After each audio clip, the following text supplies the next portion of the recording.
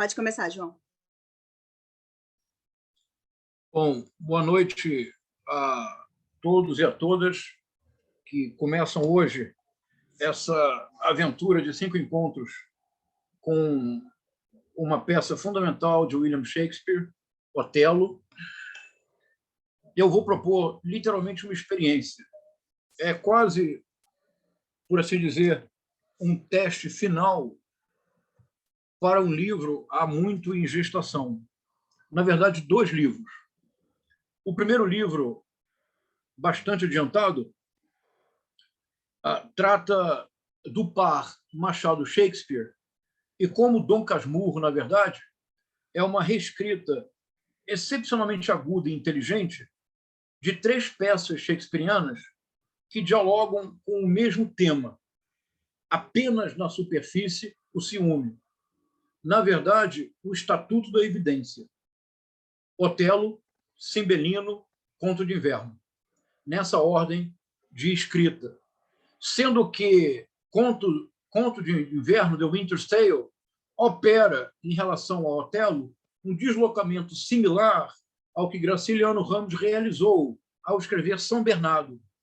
Essa reescrita radical de Dom Casmurro, não por um burguês endinheirado, em decadência, mas por um semi-analfabeto que tem dificuldade para escrever, mas que no exercício da escrita realiza um gesto ético de retrospecção e de mudança definitiva. Paulo Honório, ao final do romance, reconhece que toda a responsabilidade e culpa é dele e não de Madalena. Gesto a que Bento Santiago, o bacharel, o eterno bacharel brasileiro, não é capaz. A sua escrita não implica uma ética de transformação. A escrita de Dom Casmurro confirma aquilo que eles já imaginam saber. The Winter's Tale realiza com Otelo o mesmo efeito. No ponto intermediário, Cimbalino. Nos 3 casos, o ciúme. E a chave é o ciumento. Isto é, qual a posição que o ciumento ocupa. E de que forma esta posição implica uma mudança fundamental no Estatuto da Evidência. É isso que nós faremos. Esse é o livro Machado/Shakespeare, Dom Casmurro, a obra-prima da emulação, que está praticamente pronto. O segundo livro é um livro dedicado unicamente ao Otelo, a uma leitura radical de Otelo. E neste curso, eu, portanto, explorarei esta possibilidade e conto muito com a participação de todos e de todas, e, sobretudo, com a crítica. Eu vou propor uma série de hipóteses. Eu não tenho nenhuma certeza se a leitura se sustenta. Se ela se sustentar, ela se sustentará exclusivamente no texto shakespeariano. Eu poderia agora fazer uma longa digressão e não o farei, porque, na medida do possível, a nossa experiência será uma experiência de leitura intensa.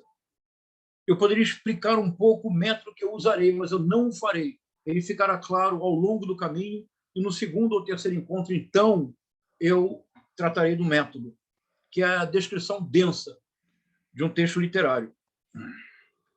O único protocolo que nós temos é apenas um. Entre nós não há hierarquia, não há regras, a não ser a leitura intensa do texto. Não há hierarquia alguma entre nós.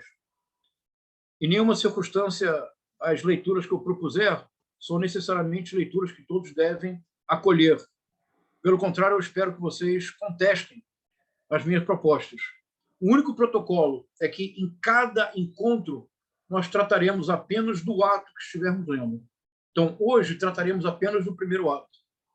No segundo encontro, trataremos apenas do segundo ato e, se for o caso, faremos remissão ao primeiro. No terceiro encontro, trataremos especialmente do terceiro ato e, se for necessário, remissões ao segundo e ao primeiro. No quarto encontro mesmo, no quinto, teremos uma visão de conjunto. E a ideia é avançar passo a passo. Eu quase gostaria de ler com vocês, como eu faço nas turmas em que eu passo um semestre inteiro lendo apenas uma peça, em que nós lemos palavra a palavra. Não será possível, no entanto. eu vou, do primeiro ato, destacar alguns momentos. E eu estou partindo do princípio de que não há necessidade alguma de que haja nenhuma introdução relativa a Shakespeare e especialmente relativa à peça. Para cada encontro, apenas o que eu peço é que todos venham com a leitura fresca do ato. Agora, o primeiro. Vamos lá, então. Eu vou pedir ajuda do Alexandre. Alexandre, você pode fazer na primeira... Então, começamos. Primeira cena, primeiro ato. Você pode fazer o Rodrigo, Alexandre? Sim. Pode começar? Sim. Bom, o Rodrigo chega, nem fala... Chega, nem fala...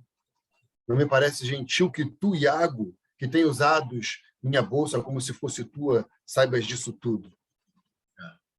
Daqui, um breve comentário que é útil e que é importante para um ponto que eu vou sugerir em breve. É claro que isso é bastante típico do teatro shakespeariano e assegura à cena o tempo todo um dinamismo próprio. É claro que quando eles entram no palco, é claro que a conversa está na sequência, ela não principia.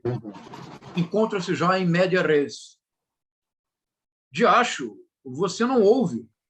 Se eu sequer pensei isso, você pode me abominar.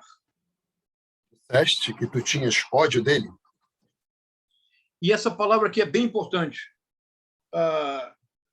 porque nós vamos ler a tradução do Lawrence, eu vou em alguns momentos mencionar o texto em inglês. Em inglês, a palavra é hate.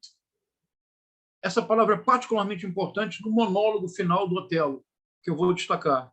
Thou toldst me, thou didst hold him in thy hate. Disseste que tu tinha ódio dele. Perfeito. Ora, despreza-me se não for verdade. 3 nobres da cidade vieram pleitear, de chapéu na mão, que ele me nomeasse seu tenente. Pela boa fé, sei bem meu preço, não vale o posto menor, mas ele, flertando com suas pompas e intentos, fugiu do assunto com circunlóquios bombásticos, horripilantes, prênios de epítetos bélicos. E, para concluir, ele declarou, improcedente a minha mediação, dizendo, certes, eu já escolhi o meu oficial. E quem é ele? Que dúvida. Um grandíssimo aritmético, certo Miguel Cássio, um florentino que tem a desgraça de ter as graças de uma esposa que nunca conduziu um esquadrão no campo e que entende tanto quanto uma fiandeira de linhas de batalha. Um teorista livresco, bom para aquilo que a gente togada pratica com mais mestria. É pura prosa, pouca prática, a sua vida militar. E foi ele o eleito. E eu, cujas provações os olhos dele viram em Rhodes e em Chipre e em outras terras, cristãs ou gentis, fico sem vento e à deriva, por causa de um escriturário. Esse conta-níquel logo será seu tenente. E quanto a mim, Deus me tenha, serei só o alferes de vossa mourecência. Aqui é bem importante, porque, de imediato, é a minha proposta, Shakespeare, em alguma medida, trapaceia com a audiência. Eu explico. A razão, em tese, está dada. A razão do que nós sabemos que será a trama urdida por Iago parece esclarecida. O Iago urde a trama porque perdeu o emprego. Ou, melhor dizendo, a posição. Ele não será o tenente de Otelo. ele não será o segundo homem na hierarquia. Essa posição foi dada a um certo Miguel Cássio. E Shakespeare, com a agudeza que exige olhos muito abertos, ele revela que se Iago estiver certo, e pelo menos aqui não há razão para supor que não esteja, que a escolha de Otelo é o seu primeiro erro, ou é uma escolha inadequada, porque será um tenente, homem de prática, homem de ação, especialmente no momento no qual, ao que parece, os turcos ameaçam Veneza. Mas quem é Miguel Cássio? Um florentino que nunca conduziu um esquadrão no campo e que entende tanto quanto uma fiandeira de linhas de batalha. E, claro, os jogos de palavras são espetaculares. Um teorista livresco. Ele poderia quase acrescentar, Alexandre, um professor de literatura comparada. Bom para aquilo que a gente, togada, pratica com mais maestria, ou seja, lábia, blá, blá, blá. É pura prosa, pouca prática a sua vida militar. Alexandre é um capitão reformado, para não ser expulso em desonra, se você desejar. Eita ferro. Mas então, a escolha de Miguel Cássio, Shakespeare levanta uma lebre. Por que foi escolhido? Porque ele, Iago, já foi testado em Rhodes e em Chipre, em terras cristãs e em terras pagãs, e não recebeu a posição. E, no final, claro, a ironia que principia a tecer em torno de Otelo, um ponto fundamental. Ele é, em inglês, ele diz, and I, God bless the mark, his more ships ancient. Deus me tenha, e quanto a mim, Deus me tenha, serei só o alferes de vossa mourecência.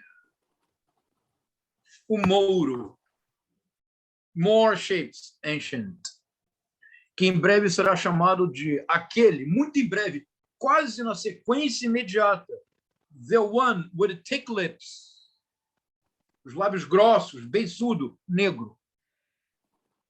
Então, parece que nós sabemos desde sempre, antes mesmo da ação propriamente dita principiar, nós já sabemos o motivo, não é verdade?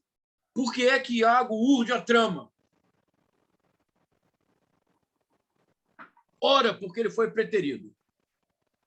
E eu peço que, se em algum momento podemos estabelecer um acordo, se em algum momento alguém não estiver de acordo com alguma derivação que eu faça, pode ou abrir o microfone e falar, ou mandar uma mensagem na caixa de diálogos.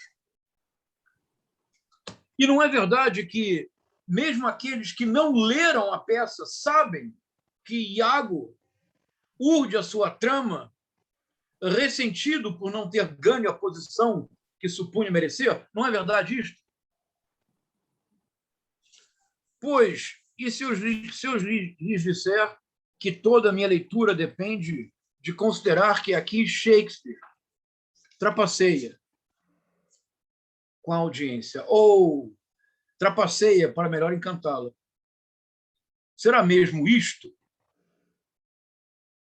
Porque se for isto, então nós conhecemos a peça já, e é difícil imaginar que de fato eu possa vir a escrever sobre a peça algo que já não tenha sido dito de maneira mais adequada, com um acento mais perfeito, com domínio completo do inglês, com a erudição shakespeariana que é incomparável no círculo de Oxbridge. E o que poderia um rapaz um senhor latino-americano, sem dinheiro no banco e sem parentes importantes, contribuir para a fortuna crítica de Otelo, não é? Aqui eu vou precisar muito da sua ajuda, Alexandre. Eu vou dizer uma intuição. Eu vou ler, eu vou dizer a minha intuição, eu vou pedir a você, com a sua sensibilidade de ator, se fizer sentido, que você consiga traduzir. Então, eu estou propondo que a razão principal de Iago urdir a sua trama não é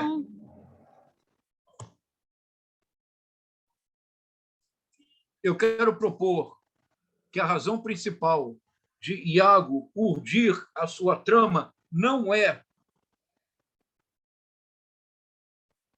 o ressentimento pelo posto perdido. Com isto, Shakespeare fará o que é comum, muitas vezes. Essa de Queiroz fez no Primo Basílio, quando ele diz no Primo Basílio... Você me escuta, Alexandre? Tá. Quando ele me diz quando ele diz no Primo Basílio que se trata de um romance, a história de Jorge, de Luísa e Basílio, que é o Eugénie Grandet, e muitos acreditam, incluindo o Machado de Assis, quando, na verdade, a história importante é Madame Bovary de Flaubert, que essa de Queiroz reescreve com extraordinária inteligência. Pois eu sugiro que o motivo principal do Iago é outro. E se esse outro motivo ressoar razoável para vocês, nós começamos, talvez, a intuir uma nova peça. Eu não quero dizer uma nova peça, porque isso é um pouco arrogante, mas nós começamos a intuir uma outra possibilidade de pensar a peça, isto é, uma nova peça. Vamos todos, por favor, para o monólogo final de Iago no primeiro ato. Cena 3.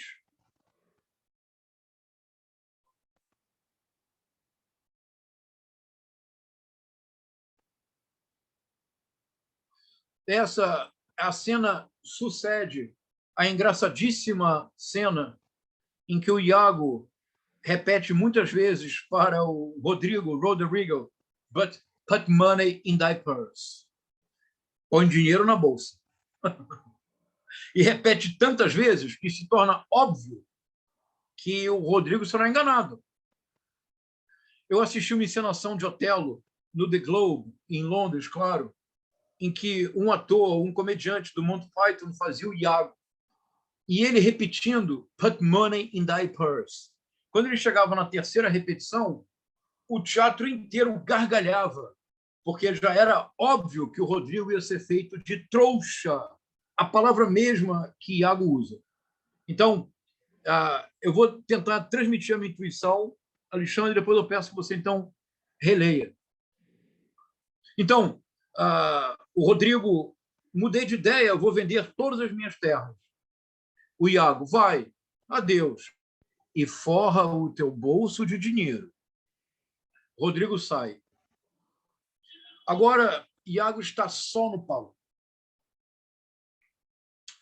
Eu vou propor agora, Alexandre, todos e todas, e se alguém quiser ajudar na leitura, fique à vontade. Eu vou propor que aqui, nestes pouco mais do que 25 versos, talvez 23, 24 versos, eu vou propor que aqui há pelo menos 4 registros muito distintos. Eu não tenho recursos para mostrá-lo. Eu vou sugerir e você me dirá, Alexandre, o que pode ser feito. Então, Rodrigo sai. Agora, Iago está diante da plateia. Vamos voltar e ver o que aconteceu até então no primeiro ato, mas toda a trama agora já está em andamento. Embora, no princípio do segundo ato, ela conhece uma reviravolta que é das mais dramáticas do teatro shakespeariano, que só é rivalizada pela total reviravolta que ocorre em Conto de Inverno, The Winter's Tale, quando o rei Leontes, do nada, descobre que foi traído e que seu filho, o filho seu, não é, mas fruto de uma traição. Do nada. Não há no teatro shakespeariano nenhuma reviravolta tão dramática e intensa quanto de Winter's Tale, mas aqui há uma junção de elementos que tornam este monólogo do Iago um dos mais complexos do teatro shakespeariano. Inicialmente é apenas a troça. Viram como se usa um trouxa para encher a trouxa? Seria profanar meu saber conquistado se gastasse, por algo além de ganho e troça, meu tempo com esse panaca. Aqui, ele obviamente está troçando. É um tom de sátira, de deboche da ingenuidade do Rodrigo. Agora, há uma mudança brusca. Eu detesto o Moro. Corre por aí que ele, em meio aos meus lençóis, oficiou meus encargos. Em inglês é ainda mais forte. E a tradução, quero dizer que a tradução do Wallace Flores Pereira é absolutamente excepcional, eu admiro profundamente. Mas eu preciso dizer que em inglês é mais forte. É bem mais forte em inglês. Porque em inglês ele diz nada menos do que I hate them all. Isso é muito importante, porque lá na frente, no início da peça, quando o Rodrigo diz eu achei que me havias dito que odiavas o Moro, e eu li para vocês em inglês, vocês lembram? I hate. A palavra volta.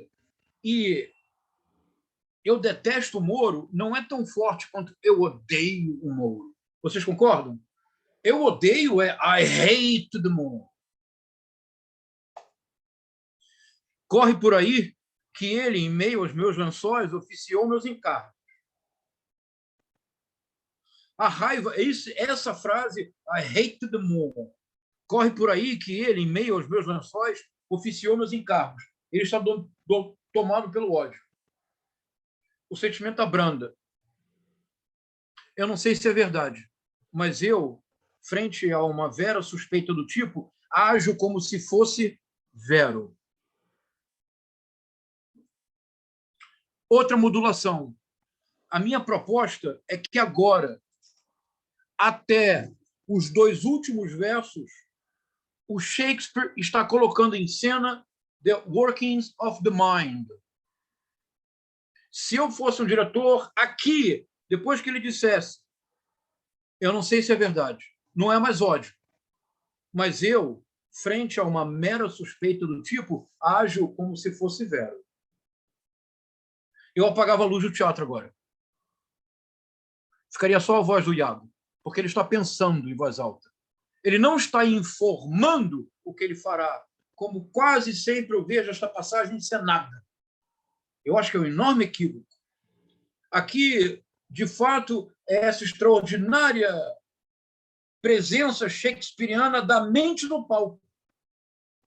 O que está em cena é o pensamento de Iago. Vejamos. Está me acompanhando, Alexandre? Está fazendo sentido para você? Que a tarefa vai ser sua de colocar isso em atuação. Então, agora veja, agora vamos lá. Mudou o tom de novo. Então, agora eu proponho, ele está pensando em voz alta. Ele me estima, ou seja, o Moro.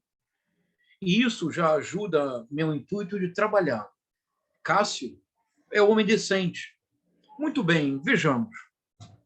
Tomar o seu lugar e coroar meu desígnio com dupla patifaria. Mas como? Como? Dentro em breve, insuflando nos ouvidos de Otelo que Cássio é familiar demais com sua mulher. Seu ar macio, esses seus jeitos são suspeitos, forjados para fazer das fêmeas seres falsos. O Mouro é de um caráter aberto e liberal, que acha que é honesto quem só parece ser. E assim se deixará levar pelo nariz, e com grande doçura, ao modo de um asno. Agora, aqui, acabou. Ele agora já elaborou o plano. Mas ele não estava informando a audiência do que ele fará, que é o que faz Ricardo III no início da peça. Ricardo III diz, já que a natureza traidora não me fez apropriado para as festas, serei um vilão rematado. I'm determined to be a villain. E ele diz o que fará. Ele informa. Aqui o Iago, eu proponho, o Iago não está informando. Mas agora, nos 2 últimos versos, I have it. E é isso. Está engendrado. A noite e o inverno fundo trarão essa nascença monstra à luz do mundo. I have it. It is engendered. Hell and night must bring this monstrous birth to the world's light. Aqui tem um ponto importante que eu vou mencionar, não é tão decisivo para a leitura que eu faço, mas não custa.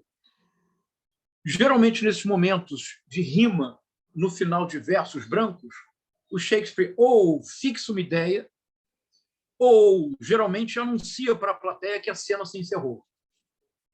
E é isso, está engendrado. A noite e o inverno fundo trarão essa nascença monstra à luz do mundo. Então, aqui eu faço uma pergunta para todos e para todas. É uma pena que não estejamos em co-presença, mas eu peço que me respondam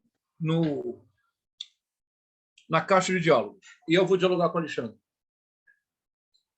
Para vocês, a leitura que eu propus faz sentido? Ela soa razoável?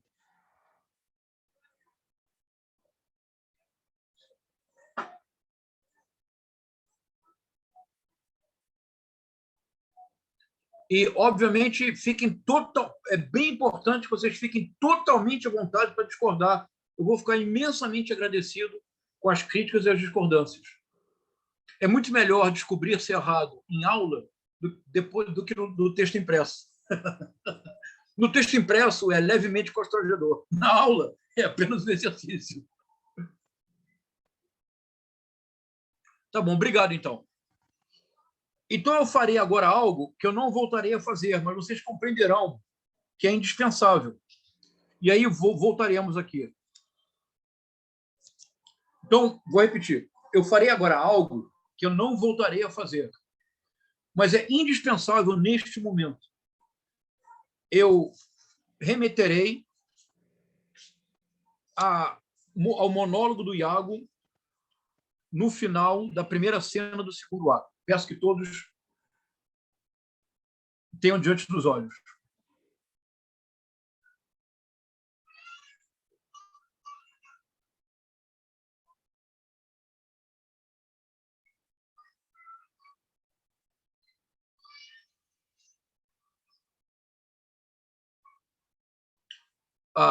Todos estão lá?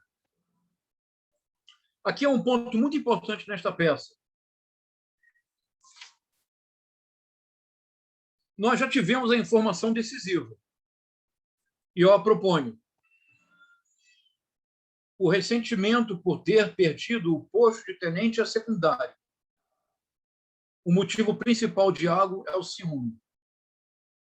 I hate the moon. Se Otelo é a tragédia do ciúme, a tragédia deveria se chamar Iago. O verdadeiro ciumento da peça é Iago.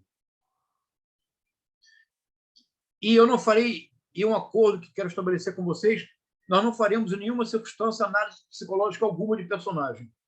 Nós vamos ler o texto. Está tudo no texto. Eu mostrarei ao longo da peça inúmeros momentos em que o texto nos diz que Otelo não é ciumento. E Shakespeare repete inúmeras vezes. E nessa fala que termina o primeiro ato, salvo engano, se existe algo para definir o sentimento de Iago, é ciúme. Estão todos de acordo? Corre por aí que ele, em meio aos meus lençóis, oficiou meus encargos. Eu não sei se é verdade, mas eu, frente a uma mera suspeita do tipo, ajo como se fosse vero. Agora, é o único momento nos 5 encontros em que eu farei isto. Vamos ao monólogo de Iago, que conclui a primeira cena do segundo ato. E veja o que Shakespeare está fazendo. Ele acabou de dar esta informação na última cena do primeiro ato. Na primeira cena do ato seguinte, a mesma informação retorna com um acréscimo. Por que a repetição? Vamos ler juntos? Que Cássio a ama, nisso eu bem que acredito. E que ela o ama é provável e crível. O Mouro, por mais que eu mesmo não o tolere, é de âmago constante, amável e nobre. É de âmago constante, amável e nobre. Isso é fundamental. Geralmente, as interpretações de Otelo tornam Otelo, um ser irracível e iracundo dominado pela raiva. Não é o que o texto nos diz. O Otelo feito por Laurence Olivier com blackface. Na cena mais dramática de toda a peça, quando ele executa Desdémona, Laurence Olivier assume uma postura física como se fosse um símio. Claro, ele é da Mauritânia, ele é mouro. É de âmago constante, amável e nobre. E ouso pensar que provará para Desdémona que é um marido bom. De novo, ele está pensando em voz alta. Mas eu também a amo. Não por pura luxúria, embora eu talvez tenha contas a pagar por esse grande pecado, mas mais pela dieta própria da vingança, pois suspeitas tenho de que um mouro lascivo trepou na minha cela, o que só de pensar me rói as entranhas como um sal venenoso. E nada vai me contentar a alma até que eu lhe dê o justo troco, esposa por esposa. Mas, se falhar, ao menos lançarei um mouro num ciúme tão intenso que vai lhe faltar juízo para amansá-lo. E depois, o que faço? Se este traste de Veneza, de cuja rápida caçada estou a um encalço, aguentar o tranco, eu vou é botar Miguel Cássio no cabresto e difamá-lo ao Moro na farda e no grau, pois acho Cássio também dormiu com minha touca. E o Moro vai me agradecer, amar e honrar, por tê-lo inclitamente transformado em asno e também transforjado sua paz e quietude num delírio. Está tudo aqui ainda confuso. O resto da vileza só se vê quando iluso. Ora, não apenas o verdadeiro ciumento da peça é Iago, convencido que está de que foi traído, não apenas por Otelo, mas também por Miguel Cássio. E por quantos mais pensará ele, como todo ciumento que não pode, senão na ausência de provas, forjar fantasias de adultério.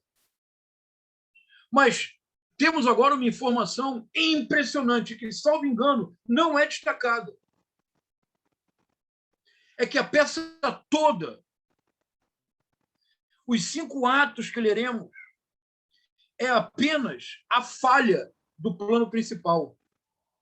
Porque o plano verdadeiro de Iago era uma especial lei de talião, olho por olho, esposa por esposa, cela por cela, cama por cama. Mas, se falhar, ao menos lançarei o Moro num ciúme tão intenso. Toda a peça que nós lemos é o plano B de Iago. Não é o plano principal. O que isso quer dizer? Voltemos ao primeiro ato.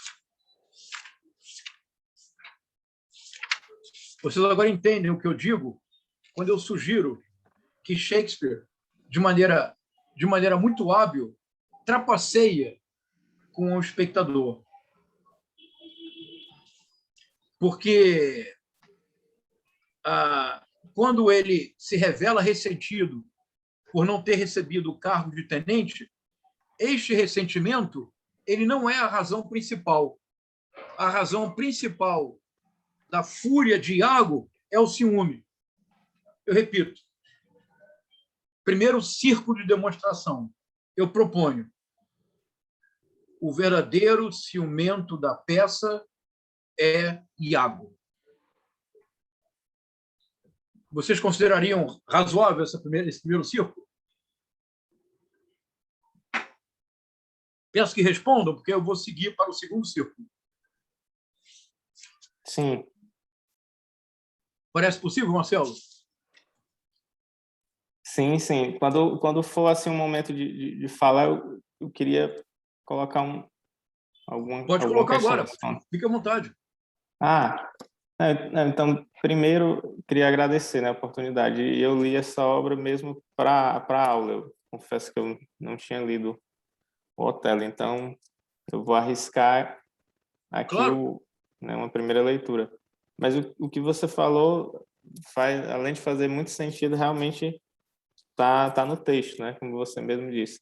Mas, por exemplo, você falando uma coisa que me veio aqui foi o seguinte: se a razão principal é o ciúme do Iago, quando a gente fala em ciúme, geralmente você é movido muito pelo sentimento e não pela aquela coisa mais, digamos assim, que é talvez parecido com o que a vingança faz, né? Mais meticulosa, mais ardilosa, assim.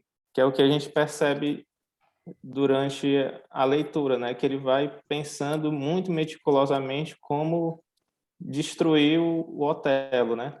O que me fez...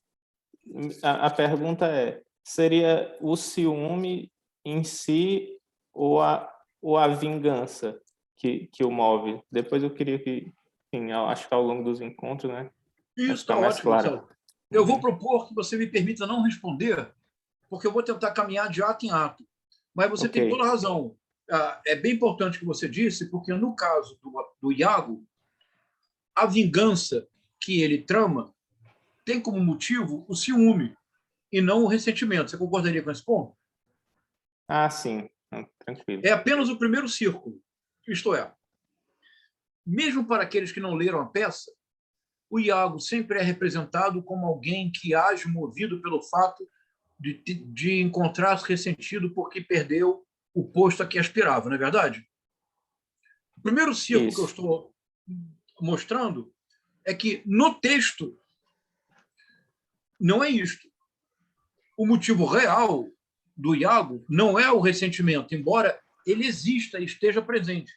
Mas o motivo mais forte do Iago é o ciúme. Esse é o primeiro passo. O verdadeiro ciumento da peça é Iago. Se isso fizer sentido, eu abro o caminho para o segundo. Ciúme de quem? Ciúme de quê? Não entendi.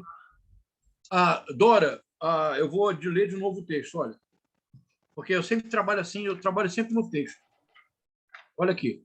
Então, olha o que diz o Iago. Eu odeio o Mouro. Corre por aí que ele, em meio aos meus lençóis, oficiou meus encargos. Isto é, ele deitou-se na cama do Iago e oficiou seus encargos com a Emília, a esposa do Iago. No outro diálogo que eu li, ele diz: pois, acho, Cássio também dormiu com a minha touca. Portanto, Dora, é o próprio texto que nos informa que o principal motivo da ação do Iago não é ter perdido a posição a que ele aspirava, mas o ciúme que ele tem do Mouro em primeiro lugar, do Cássio em segundo lugar. Está claro, Dora? Está. Entendi agora. Perfeito. Fiquem sempre à vontade para perguntar, e a minha resposta sempre tem que mencionar o texto. Então, sigamos.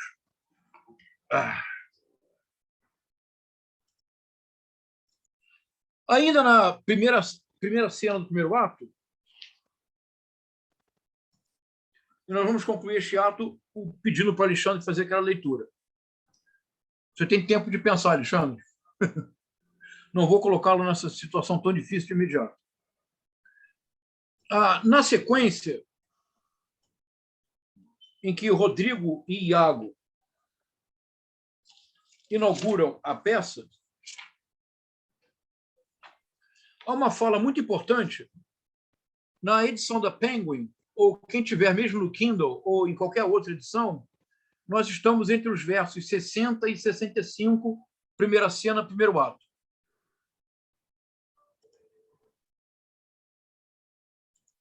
O Iago deixa claro a sua natureza. E no verso 60, o Iago diz: pois se as minhas ações exteriores mostrarem meus atos inatos, meu vero coração exposto à clara luz, vai ser rápido até que eu entregue às gralhas meu coração desnudo para que os picassem. E ele termina com uma frase absolutamente espetacular. Ele diz: I am not what I am. Eu não sou o que sou. Além, claro, de jogar com o texto bíblico, sou o que sou, o Iago revela a verdadeira natureza da sua manipulação. Isso é fundamental. E eu não quero agora levar isso muito adiante, para não estragar os próximos atos. Mas, em alguma medida, o Iago pode dizer I am not what I am, porque o Iago, sobretudo, é uma metamorfose ambulante. Vale dizer, o Iago manipula os outros não porque ele seja um titereiro e todos os personagens títeres idiotas. Porque, se fosse assim, a tensão não se sustentaria.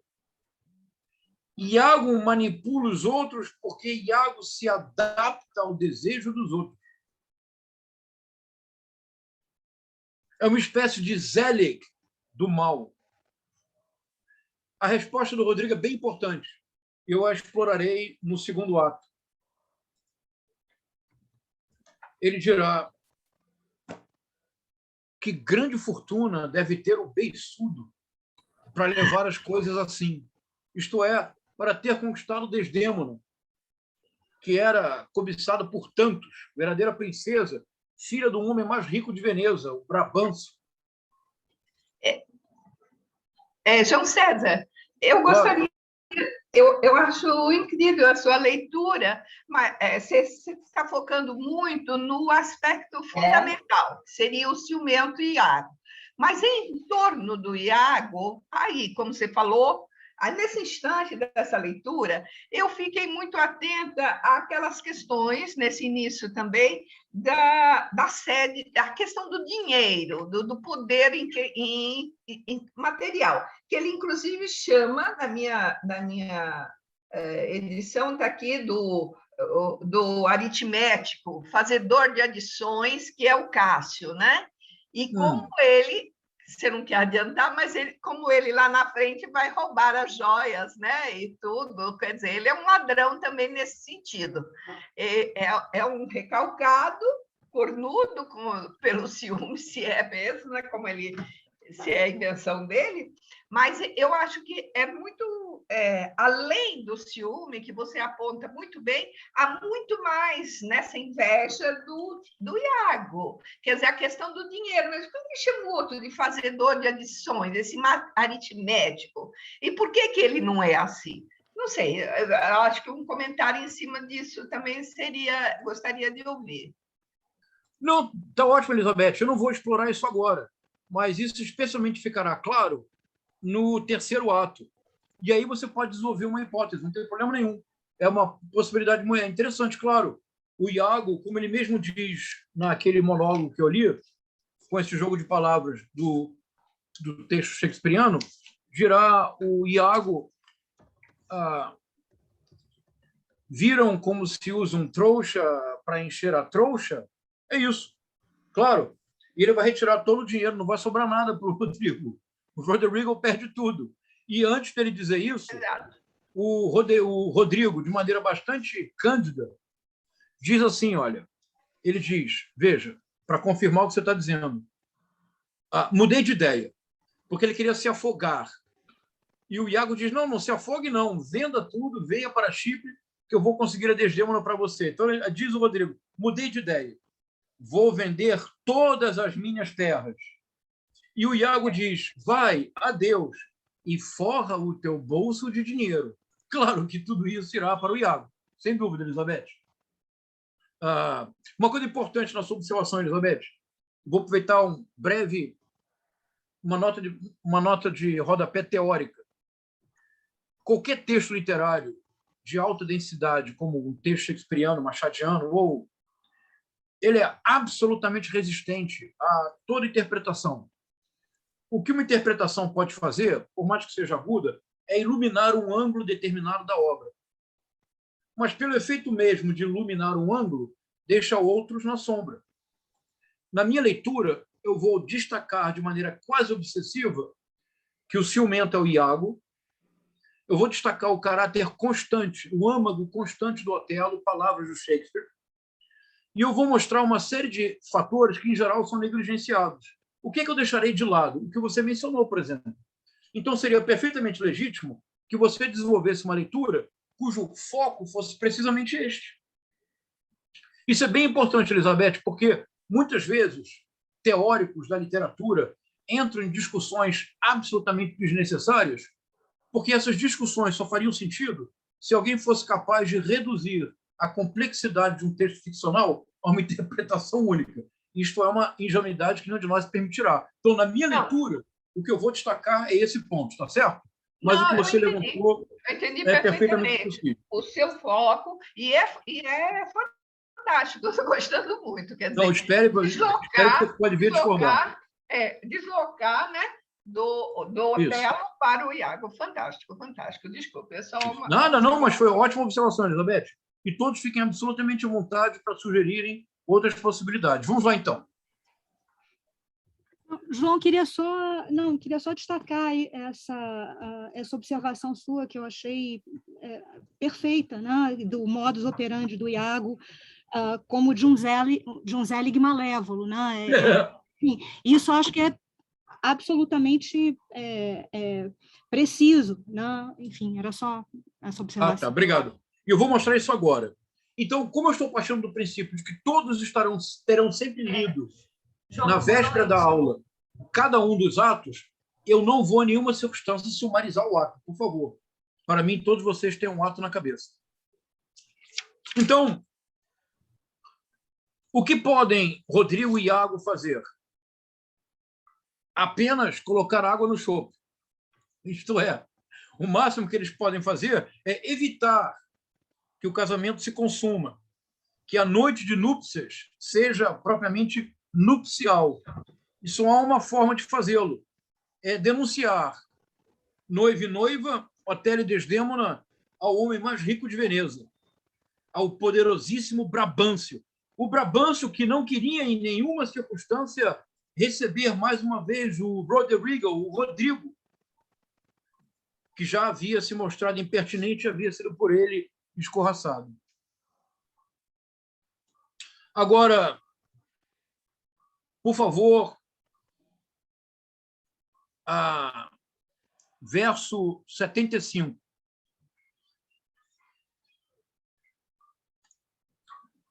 O Iago diz: dê um desses gritos horríveis, apavorados, como quando, por arte da noite e do desleixo, um incêndio é avistado nas grandes cidades. E é claro que deve ser mesmo um incêndio, não é verdade? Porque, afinal de contas, do que se trata mesmo é do casamento da noite de núpcias de Otelo e Desdémona. Espera-se mesmo que seja um incêndio, para o bem de ambos.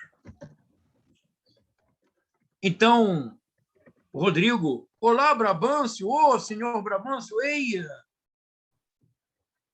E o Iago, que nunca perde a oportunidade, diz: acorda, Brabâncio, ladrões, ladrões, cuida da tua casa, cuida da tua filha e os teus cofres. Sabemos de que cofres, a que cofres ele se refere. Ladrões, ladrões. E o Brabâncio aparece na janela acima. Aqui eu não vou desenvolver muito o que eu falarei agora, mas aqui do que se trata é no cenário do The Globe, é a parte superior em que aparece o Brabâncio. Então, eu vejo o Marcelo aqui. Marcelo, você tem um texto em mãos? Sim, professor, estou com ele aqui no... Então, leia aí o Brabâncio. O que foi? Ok. Está me ouvindo direito? Sim. Né? Tá. O que foi? Por que esses gritos horríveis? O que aconteceu? O Rodrigo diz: senhor, a sua família está dentro de casa. Então, o Iago: estão trancadas as portas? E, por favor, prestem bastante atenção a essa sutil linguagem de duplo sentido que sempre atravessa a fala do Iago. Estão trancadas as portas? Por que a pergunta? Cristo, o senhor foi roubado, visto o casaco. O senhor foi golpeado na alma, no peito. agora, neste instante, um carneiro preto, velho, está cobrindo a sua ovelha branca. Levante, toque o sino, conclame essa gente roncando, ou o demônio vai transformá-lo em avô. Levante, vamos. Aqui uma observação importante, e é por isso que eu decidi ler essa passagem com vocês. De novo, a tradução do Lawrence é absolutamente maravilhosa. Eu acho que é uma das traduções mais notáveis feitas do teatro shakespeariano em qualquer idioma. E, sobretudo, o Lawrence tem uma extraordinária preocupação com a fala no palco. Você pode facilmente imaginar este texto sendo dito no palco, que também era uma preocupação na Bárbara Leodora, não é a preocupação do Carlos Alberto Nunes, que tem uma tradução muito literal, mas que é muito dura para ser dita. Aqui você praticamente pode se imaginar dizendo a sua tradução no palco. Então tem enormes méritos. É uma tradução brilhante, mas há pequenos detalhes que eu gostaria de chamar a atenção. E é o segundo círculo agora. Iago age movido pelo ciúme em primeiro lugar. Também há o ressentimento, mas o ciúme é em primeiro lugar. Mas como age Iago? Agora, neste instante, um carneiro preto velho está cobrindo a sua ovelha branca. Bom, de novo, eu vou só mencionar que é um carneiro preto velho. Isso é fundamental. O Rodrigo já disse the thick lips, o de grossos lábios, o beiçudo. Agora, o Iago diz um carneiro preto velho. Recordem-se, porque no segundo ato, no momento em que Otelo finalmente sucumbir e acreditar no que é dito para ele, por Iago, ele retomará para si as palavras que dele foram ditas por Rodrigo e Iago, mas não digo. Então, apenas guardem essas palavras. Mas no texto shakespeariano é absolutamente extraordinário. O Iago diz, veja, even now, now, very now. Eu vou colocar aqui para vocês no diálogo. É de uma força linguística absolutamente excepcional. Even now. Now, very now. Isto é, na linguagem, traduz-se a urgência da cópula. É disto que trata o Iago.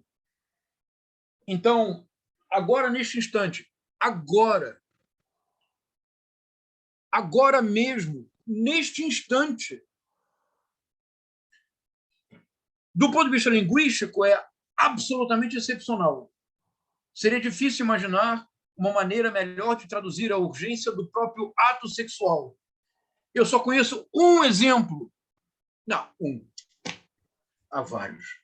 Mas eu penso num exemplo excepcional que, literariamente, sem usar uma palavra, consegue realizar a proeza de apresentar um ato sexual na sua completude. Machado de Assis, Memórias Póstumas de Brás Cubas, o velho diálogo de Adão e Eva. Todos se recordam desse capítulo? Todos se recordam? Que é absolutamente excepcional. E nesse capítulo, no final, as exclamações estão absolutamente simétricas. Ambos exclamaram ao mesmo tempo, por assim dizer, even now, now, very now. Mas, se a proeza linguística por si só já não é pouco, e aqui a tradução agora, neste instante, um carneiro preto, velho, perdeu a força, não perdeu?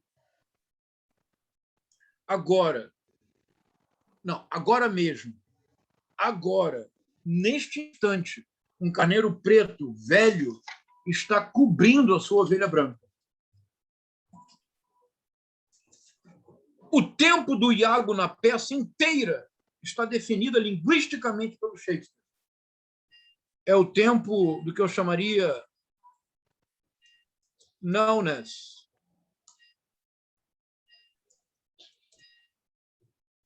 Em alemão, Yetzirah. Em português, agoridade. Tradução do Haroldo de Campos para Yetzirah, para o Yetzirah benjaminiano, que é nowness.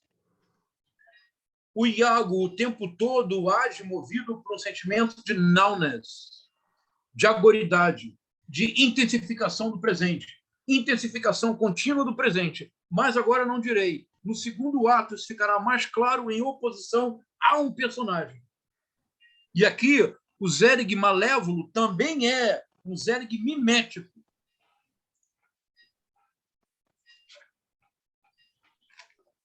Qual o seu nome? Iago poderia dizer: ninguém. E seria tão astucioso quanto o Ulisses homérico.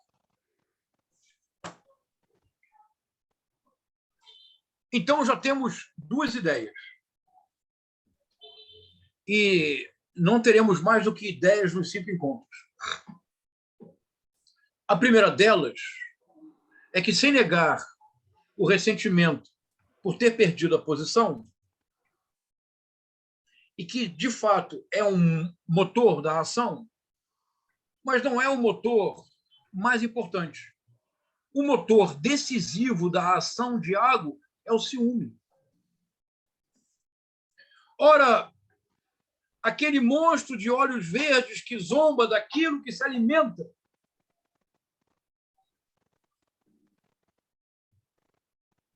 quando eu li o final da primeira cena do segundo ato, disse o próprio Iago: pois suspeitas tenho de que um moro lascivo trepou na minha cela, o que só de pensar me rói as entranhas como um sal venenoso. É como ele definirá o ciúme para Otelo. Portanto, a ação do Iago é determinada por esse ódio que rói suas entranhas. Mas por que ele? Hate the more.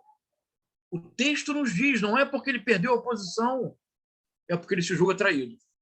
Então, ao que parece, uma peça diversa começa a se esboçar diante dos nossos olhos.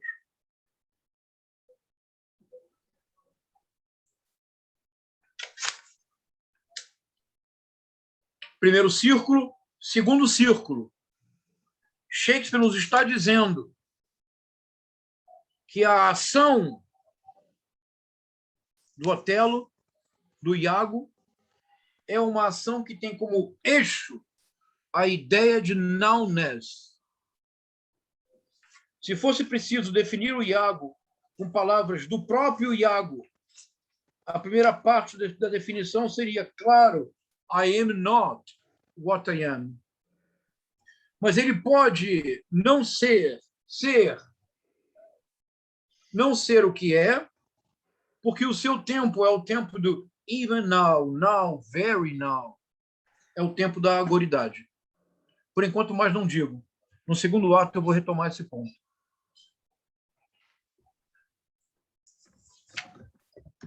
Agora, eu quero pensar em Otelo.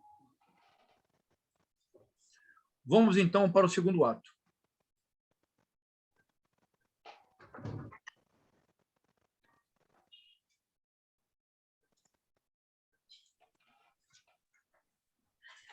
E interrompam quando desejarem. Agora, desculpe, eu vou à segunda cena, não vamos passar no primeiro ato. Eu só fiz aquela ida rápida ao segundo ato, que era de fato indispensável.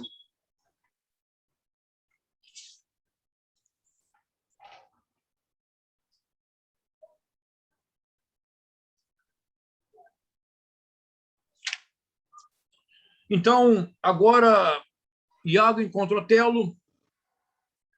E, claro, Otelo terá em breve o encontro com Brabâncio. E o Brabâncio leva uma série de soldados que o servem. Ao momento em que diz, entram Cássio e oficiais com tochas.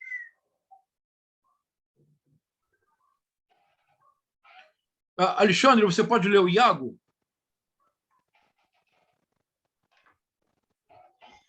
Oi, eu só estou meio perdido aqui. Onde é que é? A segunda cena, primeiro ato, Tá. logo no início, Entra Otelo.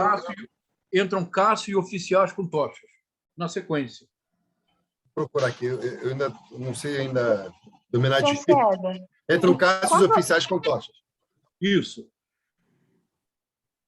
Nara, pode falar, claro.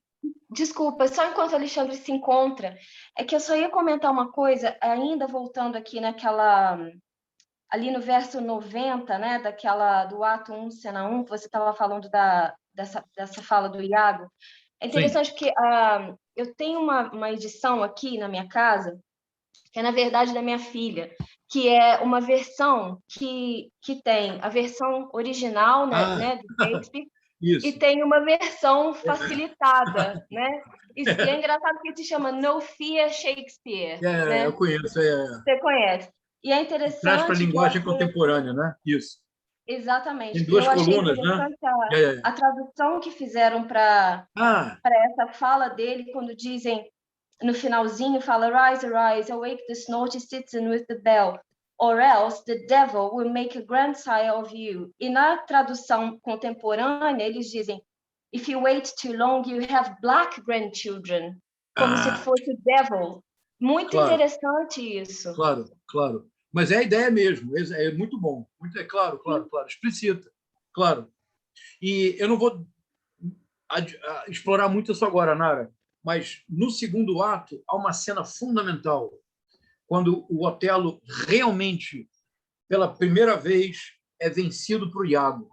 E ele fala assim, happily for. Ele se pergunta, mas por que Desdémona deixou de me amar? E ele fala, happily for I am black and descending into the vale of years, although not that much. É exatamente o que o Rodrigo e o Iago falam dele. Isto é, ele internaliza o que os outros dizem dele e somente neste momento há a queda. Há uma breve recuperação, nós vamos ver isso. Mas obrigado. É curioso porque houve alguns anos atrás uma proposta semelhante para se fazer isso com Machado de Assis, que é uma maluquice total, porque o Machado não precisa, né? Claro. Bom, mas obrigado, Nara. Vamos lá, então. Primeiro ato, cena 2. Então, Alexandre lerá Iago. Nara, você quer ler o Otelo? Você não tem essa versão em português, né? Tá. Então, eu leio Otelo. Não, eu só tenho no inglês, João César, desculpa. Marcelo, você quer ler Otelo? Eu vou ler o Cássio, vamos lá. Então, entram Cássio e oficiais com tochas. Posso começar? Por favor. Lá vem o pai enfurecido com a sua gente. Melhor entrar.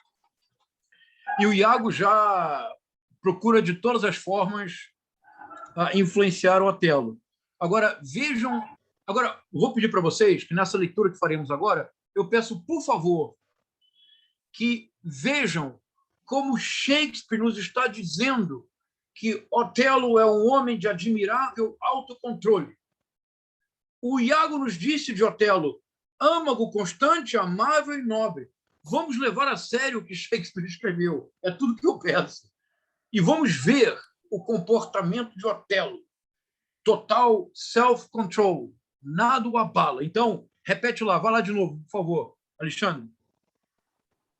Lá vem o pai enfurecido com sua gente. Melhor entrar. Isso. Quer dizer, o Iago já quer que o Otelo fraqueje. Olha a resposta do Otelo, Marcelo. Do your best now, Marcelo. Professor, eu estou perdido aqui. Eu estou no início da cena 2. E começa para mim, Iago, embora na guerra eu tenha matado homens... Está na sequência. Então, vou lá. Então, vou de Otelo. Então, Alexandre, você vai ser Iago e Cássio. Pronto, confio em você. Não. Deixa que eles me encontrem. Meu valor, meu título, minha alma perfeita servirão de apresentação. São eles mesmos? Forjando, acho que não. É que agora surgiram outras pessoas. E isso é absolutamente fundamental na peça. É muito, muito bom porque nós vamos ver na cena do Senado que tudo se explica aqui. São os servidores do Duque? É o meu tenente? Que a noite vos abençoe, amigos. Quais são as notícias? Eu trago saudações do Duque General, que requer sua mais urgente presença. Nesse mesmo instante. Olha que interessante. Então, vocês estão vendo de novo. Isso é bem importante. Isso é tão importante. Mas é tão importante. Em inglês, and he requires your post-haste appearance, even on the instant. É quase que a repetição da fala do Iago. Now, even now, very now. O princípio da peça é dominado por uma vertigem de presentificação. Há uma intensificação do tempo extraordinária. Iago e Rodrigo começam, Desdémona e Otelo se casaram, Brabantio é buscado, vão atrás de Otelo, mas outros já foram primeiro, e os outros que o veem primeiro são emissários do Duque. E por quê? Sua mais urgente presença nesse mesmo instante. O que está acontecendo? Sabe do que se trata? Algo envolvendo Chipre, pelo que presinto. Algo de certa urgência. As galés enviaram, só essa noite, em sequência, 12 mensageiros, um depois do outro. Percebe, Alexandre? Pura vertigem. Pura vertigem. É quase que o tempo do universo digital. Em inglês é muito bom. It is a business of some heat. No calor da hora. Pode seguir. Muitos dos senadores, acordados às pressas, já estão na presença do Duque. O senhor foi chamado com urgência, mas como não encontrarem seus aposentos, o Senado enviou buscas em 3 direções à sua procura. E olha, de novo em inglês, olha que extraordinário. It is a business of some heat. You have been hotly called for. É no calor da hora, é o fogo, é aquele incêndio a que Iago se referiu. E é bem importante compreender como essa arquitetura da linguagem shakespeariana constrói um universo próprio. E eu quero que nós mergulhemos nesse universo. Ao sair dele, talvez haja uma nova peça. Foi bom que tu tenhas me achado antes. Eu só vou tratar de algo aqui em casa. Já vou contigo. Alferes, o que ele faz aqui? Não, eu só queria mostrar essa urgência. Então, eu estou mostrando o tempo da urgência. O primeiro ato é um dos mais vertiginosos do teatro shakespeariano. It is a business of some heat. You have been hotly called for. Now, very now, even now. Presently, urgently. O primeiro ato é isto. E neste primeiro ato, que é isto, uma atitude se sobressai. Aqui agora uma das passagens que mais me divertem do teatro shakespeariano e é uma das passagens mais humilhantes do ponto de vista da manhood. Veja, é absolutamente extraordinário. Entram Brabantio, Rodrigo e oficiais com tochas, luzes e armas. Vamos lá, então. Vamos lá, Alexandre. Continua, Iago. É Brabantio, general. Seja cauteloso, ele vem com mais intenções. Percebe que é a mesma coisa que o Iago fez antes. Lá vem o pai enfurecido com sua gente. Melhor entrar. Imagina se o Otelo, este general que venceu todas as batalhas, ou esse general incomparável, se ele vai realmente retroceder. O que faz o Otelo? Olha que notão. Veja, a cena é a seguinte. Está Iago, Otelo, Iago e Cássio. E os homens que vieram buscá-lo. Vem em fúria Brabantio, o mais poderoso e rico homem de Veneza. Não é mais poderoso que o Doge, formalmente, mas ele é o mais poderoso de Veneza, ele é o homem mais rico de Veneza. Nós veremos no quarto ato como isso retornará, o poder de Brabantio. E agora vêm todos em direção ao Otelo. Os homens estão armados, é Brabantio e os homens de Brabantio. Otelo, alto, parados. Senhor, Rodrigo... Rodrigo, senhor, é o porque o Rodrigo está junto com o Brabantio. Aí o Brabantio, atrás do bandido, vamos. Todos sacam as espadas. Vai lá o Iago. Venha cá, Rodrigo. O senhor é aqui comigo. Quer dizer, o Iago está entregando o Otelo. Só não beija, mas ele é o Judas de Otelo. Agora, olha, a resposta do Otelo eu acho absolutamente excepcional. Diz o Otelo. Então, vocês imaginaram a cena. O Otelo literalmente está sendo caçado pelo Brabâncio, pai de Desdémona, e por todos os homens de Brabâncio. Todos desembanham suas espadas. São muitos. E o teatro do The Globe permite que muitas pessoas estejam no palco. Que, aliás, é um dado fascinante.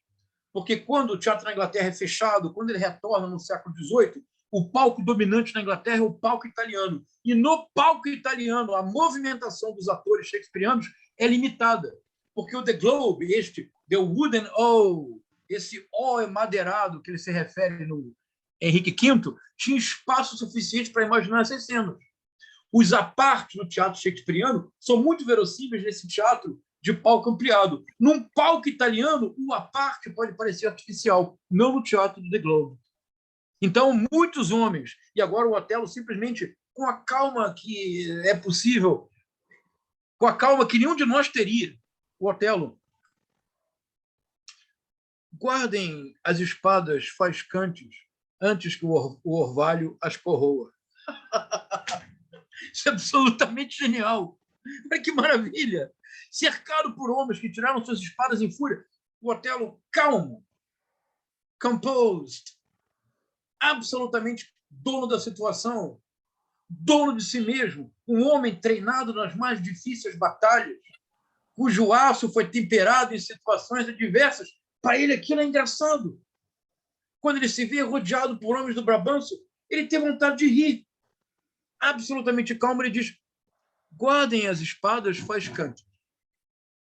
Faiscantes porque já pronta para o combate. Antes que o orvalho as corroa. Isto é, se eu, Otelo, desembainhar a minha espada, estão todos mortos. Portanto, senhores, guardai as vossas. Mas sem exaltação. Portanto, senhores, guardai as vossas. De pouca serventia, elas terão para vós. É muito bom, não é? Você percebe o que eu estou dizendo? O texto nos apresenta um homem de âmago constante, amável e nobre. Isso é fundamental, ou a última fala de Otelo na peça não fará sentido. Mas se isto faz sentido, então a última fala é a verdade absoluta da peça.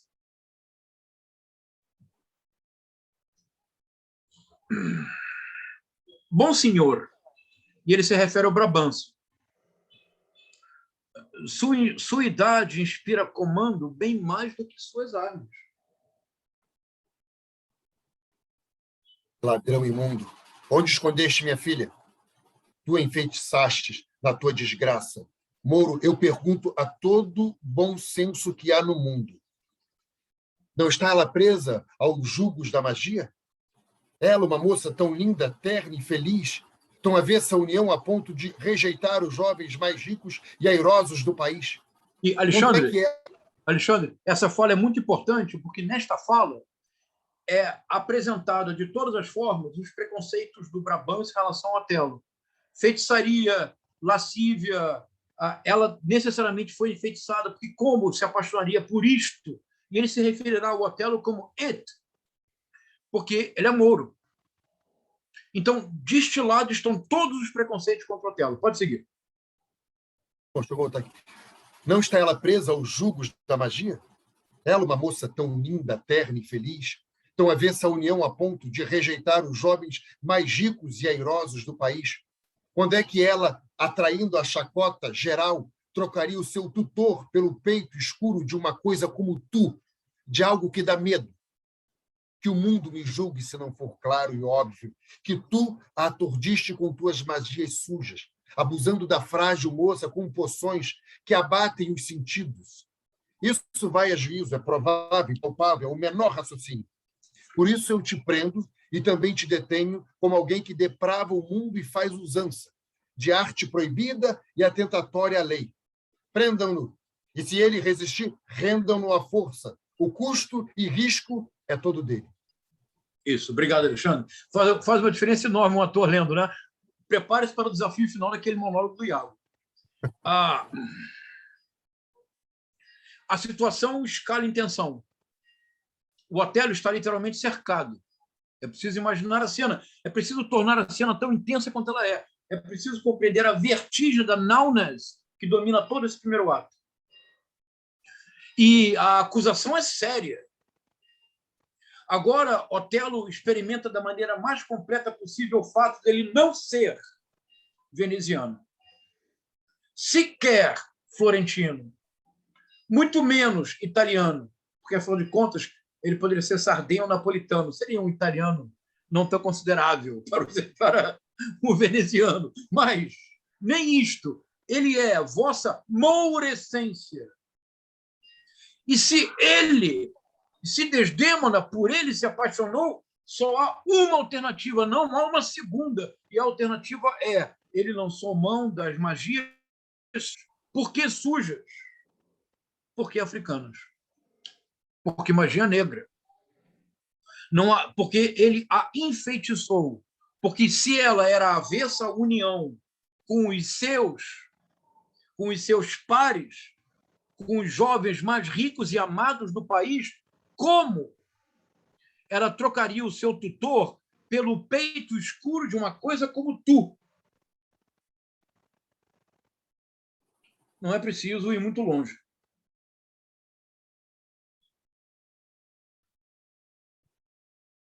Deixa eu só...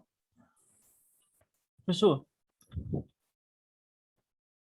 Acho que quem já pode falar. Matheus, uma dúvida Pode que eu falar, fiquei, Matheus. de fato é evidente essa atribuir, né, o pai, o Brabantio atribuir a paixão da Desdémona pelo Otelo a algum feitiço, mas eu fiquei na dúvida, ele é um mouro, né, tem origem, esse é um termo acho que para árabe, né, alguma coisa assim, oriental, mas ele é proveniente da África? Eu fiquei com essa dúvida. Veneza é uma cidade mais oriental, ali é mais oriental, mas qual que é a origem dele? Assim, isso fica claro em algum momento do texto? Fica assim, ótima pergunta. Matheus, muito boa sua pergunta. O Giacomo Lampedusa tem um pequeno texto notável de um conjunto de aulas que ele deu sobre Shakespeare. A peça Otelo, ela é baseada numa novela, no sentido italiano, renascentista, um pequeno conto, um pequeno relato, do Giraldi Cintio, que é a tragédia do Moro. A história está toda lá. Mas os personagens, no pequeno conto do Giraldi Cintio, eles não têm nome. Só tem um personagem que tem nome, é Desdemona. Os outros são o Moro, o Alferes, o Tenente. O que o Shakespeare faz é que ele complexifica a narrativa do Giraldi Cintio. Podemos falar sobre isso no último encontro, se houver interesse. Mas o Giacomo Lampedusa tem um texto maravilhoso, as aulas que ele deu sobre Shakespeare, e ele tem algo divertidíssimo. Ele fala, imaginar que o Mouro é Mouro da Mauritânia, da África, é um erro de tradução. Diz o Lampedusa, Moro é um sobrenome comum na Itália, na região. Então, il Moro do Giraldi Cintio nos diz o Lampedusa. Eu acredito no Lampedusa. O italiano do Lampedusa certamente é melhor do que nós. Nos diz o Lampedusa, este Moro não é um Mouro, é apenas um Moro da região, que seria típico. Não importa. Na peça é o Moor, é um Mouro da Mauritânia, norte da África. No quarto ato, o Otelo recebe uma carta de Veneza. Essa carta, em muitas encenações, é cortada. Eu posso depois passar para vocês a minutagem da belíssima encenação que o Orson Welles fez da peça, em que ele é Otelo, e há um diálogo fundamental que nós vamos ler juntos no quarto encontro, em que lá disse, mas eles voltarão para Veneza? Diz o Iago, não. Para Veneza, não. Irão para Mauritânia, como o castigo final real de Otelo. Otelo sai da Mauritânia, é escravizado, enfrenta tribos canibais, mas é um guerreiro valoroso, torna-se o homem indispensável em Veneza, em tempos de guerra. No quarto ato, mais do que apenas pária, seria o retorno ao princípio. Ele voltaria à Mauritânia. Ele é Mouro da Mauritânia. Está na peça, no quarto ato. Mas está implícito em tudo que está sendo dito. Agora, então, isso que o Alexandre leu tão bem, e se ele resistir, rendam-no a força. Lê de novo isso aí, essa final, por favor, Alexandre. Prendam-no. Deixa eu ver aqui.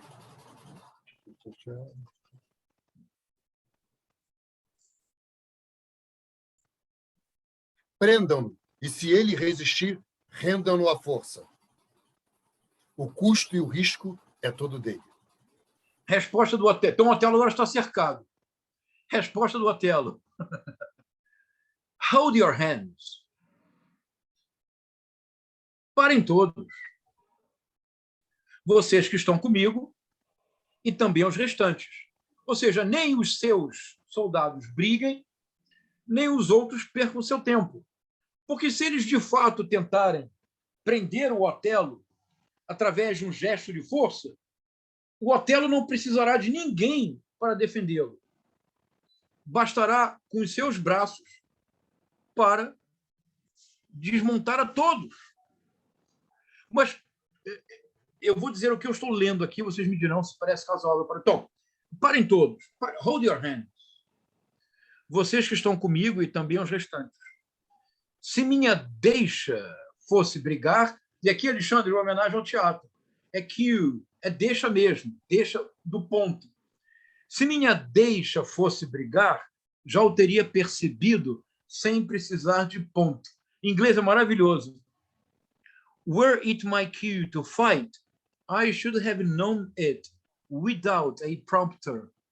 Nós hoje falamos do teleprompter. É porque, de fato, havia alçapões no Teatro The Globe. Em alguns casos, se o ator tiver dificuldade de decorar, ficava uma pessoa dentro do alçapão dizendo o que era para falar. Era o prompter. Muito bom, não é? Então, o Otelo diz para ele, veja o que o Otelo está dizendo. O Otelo está dizendo, senhores, esse é um espetáculo de baixa tensão. É um espetáculo de quinta categoria. É um filme B. Aquele que será o filme do Iago. Porque se eu desembainhar a minha espada, estão todos mortos. Então ele diz, hold your hands. Onde é que devo ir para responder à acusação? Para a prisão, até que as leis e os trâmites processuais o convoquem. E, de fato, para lá o Otelo iria, se antes ele não tivesse sido buscado pelo Duque. Porque algo muito importante que veremos na sequência, e que revela o verdadeiro feitiço que Otelo usou, porque o Otelo, de fato, lançou mão de um feitiço para conquistar Desdémona. E nós veremos que é um dos mais comoventes elogios à ficção ou à arte literária. E nós geralmente esquecemos de algo muito importante ao pensar na peça. E esse algo que é muito importante é simplesmente crucial e é o que torna o teatro shakespeariano. É que, claro, a nossa primeira impressão de Brabantio não poderia ser pior, não é verdade? É um homem poderoso, puro preconceito, é quase um Faria Limer. Ora, ele é a elite brasileira. Nós poderíamos chamar o Paulo Guedes de Brabantio. Não, porque ele não falará tão bem quanto o Brabantio. Um Brabantio afásico, talvez. Mas Shakespeare sabe do que está fazendo. Ora, e se eu lhes disser que o Brabantio tem razão? Me acompanhem. Não me cancelem ainda. Não digo que ele tem razão no preconceito que ele exala. Não. Mas o Brabantio, de fato, foi traído. E ele foi traído pela filha e ele foi traído por Otelo. Nós veremos na sequência que Otelo conquista Desdémona, mas, na verdade, é Desdémona que conquista Otelo. Nós veremos na sequência que tudo se tornou possível porque Brabantio acolheu em sua casa Otelo como se fosse um filho inesperado. porque negro, porque mouro, porque idoso. Desdémona tem por volta de 15 anos. Otelo estará por volta dos seus 40, uma discrepância grande. Mas Brabâncio abre as portas de sua casa, algo que ele não faz para ninguém. E o faz porque ele se sente encantado pelas histórias que Otelo conta das suas aventuras. E lá, sentadinha, está Desdémona escutando. E Desdémona diz para o pai que ela não pode sequer ver a Otelo, porque she fears it. É assim que se diz. Ela tem medo disto. It. É assim que Otelo é tratado. E então Desdémona dissimula, porque Desdémona está se apaixonando por Otelo, e Otelo já está apaixonado por ela, apenas não sabe. Otelo precisa de uma cue, de uma deixa, e esta deixa será dada por Desdémona, que quase também lhe dá o ponto. A cue e o prompter. Então, Brabâncio tem alguma razão, porque ele recebeu em sua casa o Otelo. Ele abriu as portas de sua casa que para ninguém abre, como, por exemplo, ele as fechou para Rodrigo. E se na presença dele, Brabâncio, Desdémona fingia ter medo de Otelo, era para melhor seduzi-lo a Otelo e enganar ao pai. Então, Shakespeare sempre nos dá a volta e ele sempre trapaceia e nos engana. Brabâncio tem alguma razão na sua raiva.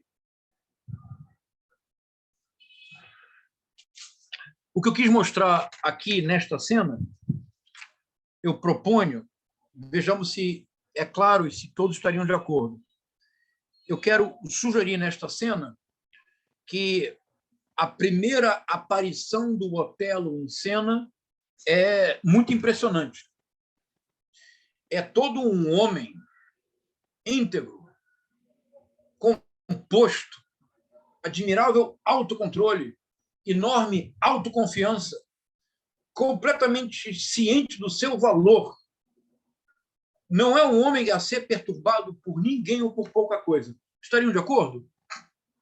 Parece razoável para vocês? Isto é, um âmago constante. Então, o ciumento é Iago. Otelo não é irracível nem iracundo. Pelo contrário, Otelo é dono dos seus sentimentos. Isso é tão importante, porque todas as encenações que exageram na fisicalidade de Otelo,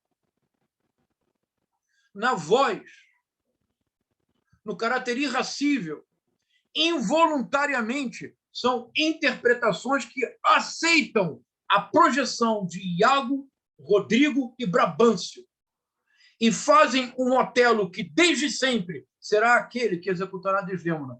Fazem um Otelo que desde sempre terá sangue quente correndo nas veias. Pois eu proponho que o Otelo não é isto. Mas desculpe, quando eu digo isto, por favor, vou dizer pela última vez, eu não estou fazendo análise psicológica do Otelo, eu estou lendo o texto. Então, Otelo é levado para o Senado. E, em qualquer outra circunstância, ele seria condenado à morte, porque, de fato, Otelo sequestrou Desdémona. Efetivamente, o que aconteceu é que Otelo, um homem de 40 anos, sequestrou Desdémona sem o consentimento do pai e com ela se casou sem que o pai soubesse. Punição na época. E a punição não aconteceria, porque Otelo é mouro. Se fosse um veneziano que tivesse feito o mesmo, isto é, sequestrado a filha do homem mais poderoso de Veneza e com ela tivesse casado sem conhecimento e, sobretudo, sem consentimento do pai, teria a mesma punição, a pena de morte. Está claro? Brabâncio tem razão. Olha como Shakespeare é complexo. Brabâncio tem razão. Mas se Brabâncio tem razão, então como Otelo não será punido?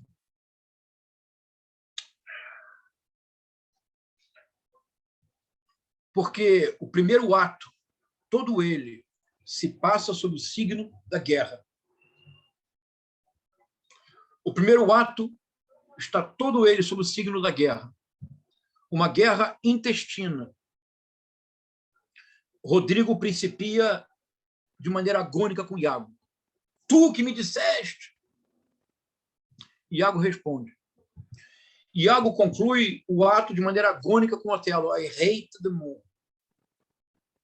Iago principia a peça de maneira bélica com Miguel Cássio. Esse teórico livresco que da guerra tem tanta prática quanto prosa. Rodrigo odeia Otelo, porque Otelo, Desdémona por ele, se apaixonou. Brabâncio agora não deseja nada menos do que a pena capital para Otelo. Mas Otelo antes é chamado com urgência porque existe uma iminência de guerra.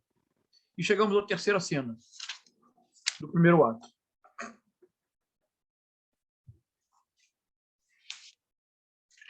Todos já leram, eu não preciso, então, recordar o que está acontecendo. Todos, por favor, para o verso 40 do terceiro ato. Logo depois de entra um mensageiro. O duque. E recordem-se que Veneza era uma república, então tinha um doge, um duque. E aqui acontece algo absolutamente excepcional que eu não mencionarei. Eu vou mencionar, mas não vou explorar. Eu vou voltar a isso no final da peça. Uma coisa realmente que eu tenho...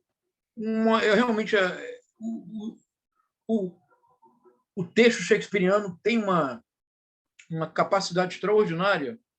Durante muito tempo se desejou inventar o moto contínuo. Era um sonho. Essa máquina que, uma vez iniciada, não pararia jamais. A máquina do mundo, alguns diriam. O moto contínuo existe, ele foi inventado, apenas não nos demos conta. É o teatro, é o texto shakespeariano. Uma vez iniciado, ele vai sozinho. Tanto que eu já assisti encenações que não são boas de Shakespeare, é ótimas, de qualquer maneira, porque está lá o texto, não tem problema nenhum. Porque, veja, no que eu não lerei, porque vocês já leram, os turcos tentam enganar Veneza. Mandam navios para cá, navios para lá, para eles tentam sugerir que eles irão para Rhodes e não para Chipre, que é o verdadeiro alvo. Chipre, na época, era a colônia de Veneza. Então, eles esperam. Eles não tomam uma atitude precipitada. A primeira evidência não é o que vale. A evidência que valerá é a evidência definitiva. E para a evidência definitiva, só há uma coisa que você pode fazer: aguardar. E nós veremos o peso desta ideia na última cena de Desdémona e Otelo. Quando ela pede só mais uma reza, só mais uma hora, só mais uma noite. E se Otelo tivesse esperado uma reza, Emília teria revelado a trama. Então o duque dirá: então está certo, eles vão para Chipre. E aí uma pergunta fundamental. Marcos Lucicos não está na cidade? Achou, Alexandre?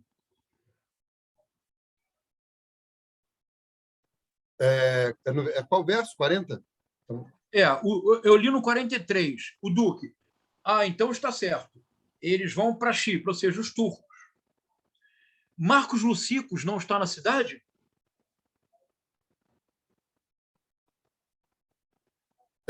Ele está em Florença agora.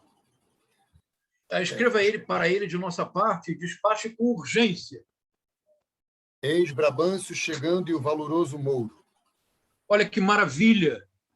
Pelo contexto, está claro que Marcos Lucicos seria um general que poderia defender Chipre, mas ele está em Florença. Florença, de onde veio Miguel Cássio. E quando ele acaba de dizer isso e despache com urgência, olha o time perfeito. Eis Brabâncio chegando e o valoroso Mouro. Agora só há uma pessoa que pode salvar Veneza. Marcos Lucicos não está. Os turcos se aproximam de Chipre. Só há uma pessoa que pode salvar Veneza. Otelo. Apenas por isto, Otelo será poupado. Apenas por isto. Caso contrário, se não fosse esta urgência, Otelo, a peça acabava aqui, porque a pena seria pena capital, por sequestro, abdução e rapto de menor. Não direi nunca de incapaz, porque Desdémona de incapaz não tem nada, nós veremos. Mas percebem? Percebem como todo o primeiro ato ocorre no signo da urgência. A palavra-chave é now. Hot. Hotly. Urgently. Isso é tão importante para essa peça, é tão importante, porque na primeira cena do segundo ato nós entraremos em outra dimensão temporal, que geralmente não é percebido. Mas acho que ficará claro. O Brabantio, então, faz a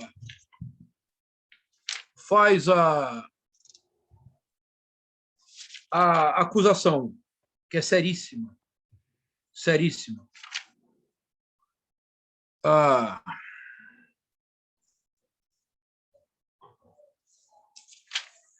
E acontece algo fundamental. O Otelo começa a se defender e ele assume, no verso 84, ele começa a internalizar o que dele se diz. Isso é bem importante, porque, de fato, a linguagem do Otelo é mesmo pomposa. Ele é um homem que foi nascido e criado no campo de batalha. Ele não é um cortesão. Ele não tem uma conversa de cortesão. Ele fala o tempo todo como se ele estivesse comandando soldados. Eia, agora! Senhores, coragem! Então, o Shakespeare mostra isso na linguagem de maneira notável. Olha a fala inicial do Otelo, no verso 78. Potentíssimos, graves e augustos senhores, nobríssimos mestres meus, bons e veneráveis. É verdade. Eu roubei a filha desse ancião. É bem verdade. E me casei com ela também. Foi essa a escala, o tamanho do meu delito, e nada mais. Minha fala é rústica e pouco agraciada com um brando fraseado da paz. Então, vocês estão percebendo? Quando você lê em inglês, é divertidíssimo, não é nada. É muito divertido, porque é muita pompa. É evidentemente alguém que não tem um comando completo da linguagem nesse sentido cortesão. Agora, tem uma passagem que eu vou pedir para que você leia toda, Alexandre, porque, então, a acusação apenas se torna mais grave. Há um instante particularmente duro quando o Brabantio equivale o Otelo a um objeto,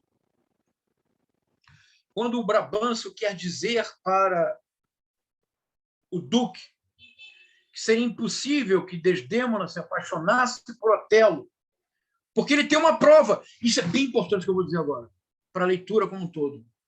A prova de que Brabantio lança a mão é uma prova correta para ele, Brabantio, porque diante dele, Brabantio, Desdémona demonstrava se assustar diante da presença imponente de Otelo, um homem alto, forte, negro, de 40 anos, não comum de se ver em Veneza, muito menos comum de se ver na casa do seu pai, recebido com nobreza pelo pai. Então, Desdémona dissimula diante do pai. Para Brabantio, Desdémona não amava Otelo. Desdémona tinha medo de Otelo. Mas quando Brabantio o diz, isso é tão importante que você compreenda. Brabantio tem razão. E aqui, Otelo será depois levado pela maldição de Brabantio, porque algo similar acontecerá com Otelo. Estou sendo claro?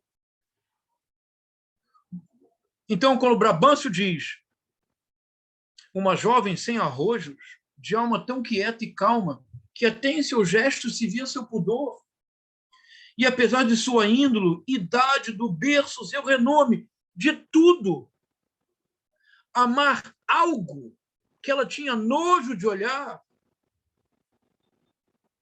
Em inglês, and she, in spite of nature, of years, of country, credit, everything, to fall in love with what she feared to look on.